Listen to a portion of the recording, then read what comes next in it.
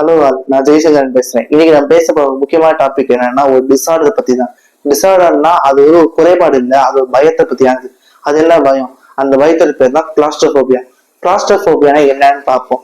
முதல்ல கிளாஸ்ட்ரோபோபியான்ற அர்த்தம் என்னன்னா இருட்டான பகுதியை பார்த்து பயப்படுது. போபியா அப்படிங்கிற வார்த்தைக்கான அர்த்தமே பயம் தான் சொல்றது.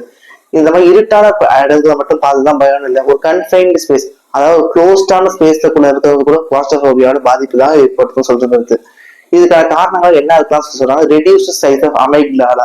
அமைக்டாலாங்கிறது ஒரு பிரெயின்ல கூட பகுதி. அந்த பகுதி வந்து வளர்ச்சி அடையும் போது சிறிதாவே இருந்தா கூட இந்த மாதிரி இயற்கையாவே ஏற்படக்கூடிய பயங்கள்ங்கிறது அவங்க இயற்கையாவே ஏற்படும். அதுக்கு அடுத்து ஜெனட்டிக்கல் ரெஸ்பான்ஸ். ஜெனட்டிக் ரீதியாவே அவங்களுக்கு வந்து இந்த பயங்கிறது வழி வழியா மாறி வந்துக்கூடியதா இருக்கலாம். இதுதான் வந்து கிளாஸ்ட்ரோபோபியா காரணமா அமையக்கூடியதா இருக்கு. கிளாஸ்ட்ரோபோபியாங்கிற விஷயத்த பார்த்தோம்னா இது ட்ரிகர்டு சுச்சுவேஷன்ஸ் தான் ஏற்பட வாய்ப்பா இருக்கு. ட்ரிகர்டு சுச்சுவேஷன்ல ஒரு ஸ்டிமுலைனா என்னன்னா ஒரு ஆக்டிவ் ரெஸ்பான்ஸ், பாடியை வந்து வெளிப்படுத்தக்கூடிய ரெஸ்பான்ஸ் இந்த ஆக்டிவ் ஸ்டிமுலைன்னு சொல்லுவாங்க. இது என்னென்ன மாதிரியான எக்ஸாம்பிளா பார்த்தோம்னா விண்டோவே இல்லாத ஒரு ரூம்ல இருந்தாலோ, இல்ல ஒரு சின்ன கார்ல க்ளோஸ்டா இருந்து அந்த ஏசி இல்லாம ஏர் வென்டிலேஷன் இல்லாம இருந்தாலோ, ஒரு டைட்டான க்ளோத்ஸ் போட்டிருந்தாலோ, இல்ல ஒரு குகைக்குள்ள போகும்போது இருக்கக்கூடிய நிலைமையா இருந்தாலும், இல்ல வெளிச்சமே இல்லாத இருட்டான பகுதிக்குள்ள போயிட்டு இருக்க நிலைமையா இருந்தாலும், இது மாதிரியான சந்தர்ப்பங்களை தான் இந்த கிளாஸ்ட்ரோபோபியா ஒரு பேனிக் அட்டாக்ங்கிறது ஆரம்பிக்கும். இது ஃபர்ஸ்ட் ஒரு ஆன்சைட்டி அட்டாக்ல தான் ஆரம்பிச்சு அதுக்கடுத்து பேனிக் அட்டாக்காவே மாற வாய்ப்பு அதிகமா இருக்கு. கிளாஸ்ட்ரோபோபியா அப்படிங்கிற டிசார்டரை பத்தி பார்த்தோம்னா இந்த உலகத்திலே 5 to 10% ஆஃப் பீப்புளுக்கு இந்த டிசார்டர் இருக்கான வாய்ப்பு அதிகமா இருக்குன்னு சொல்றாங்க. அந்த 5 to 10% ஆஃப் பீப்புள்ல கூட 2% ஆஃப் பீப்புளுக்கு மட்டும்தான் போதுமான அளவுக்கு மெடிக்கல் அசிஸ்டன்ஸ் சைக்காலஜிக்கல் ரீதியாக கிடைக்கப்பெறுதும், அதுக்கான ட்ரீட்மெண்ட் அவங்களுக்கு முறையா வந்து கிடைக்கப்பெறதாகவும் சொல்றாங்க.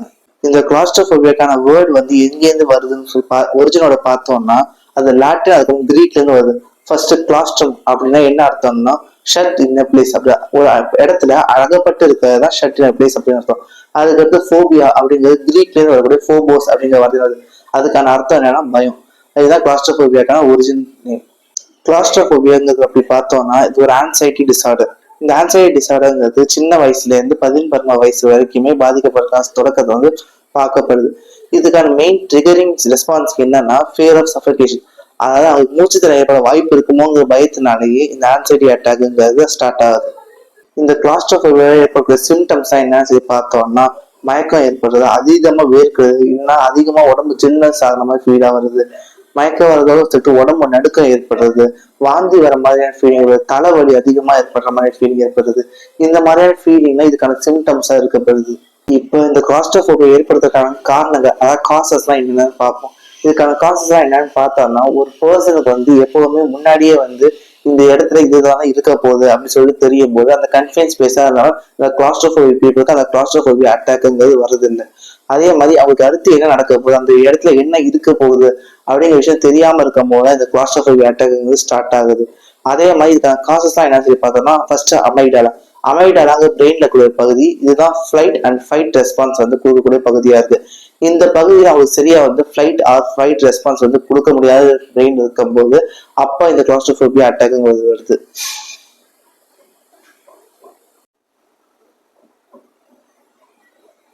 அடுத்து வரக்கூடிய காரணமா என்னெல்லாம் இருக்குன்னு பார்த்தா கிளாசிக்கல் கண்டிஷனிங் எக்ஸ்பீரியன்ஸ் அப்படின்னு சொல்றாங்க. அதாவது சிறு வயசுல ஏற்பட்ட ஒரு ட்ராமேட்டிக்கான எக்ஸ்பீரியன்ஸ், அதாவது சின்ன வயசுல இருக்கும்போது அவங்க அகப்பட்ட பகுதியில மாட்டிக்கிட்டு இருந்தாலோ, இல்லைன்னா ஒரு கன்ஃபைன்ட் ஸ்பேஸ்ல அவங்க மாட்டிக்கிட்டு மூச்சு ஏற்பட்டிருந்தாலோ அந்த ஒரு ட்ராமேட்டிக்கான எக்ஸ்பீரியன்ஸ் அவங்க மைண்ட்ல பதிஞ்சு அது வாழ்க்கை முழுக்க அந்த கிளாஸ்ட்ரோபோபிக் எக்ஸ்பீரியன்சஸ் அப்பப்போ வரும்போது மறுபடியும் ஞாபகப்படுத்தி அதை கொடுத்துக்கிட்டே இருக்குன்னு சொல்றாங்க. இதெல்லாம் தான் இதுக்கான காரணங்கள் அது கிளாஸ்ட்ரோபோபியாவுக்கு அமையுது.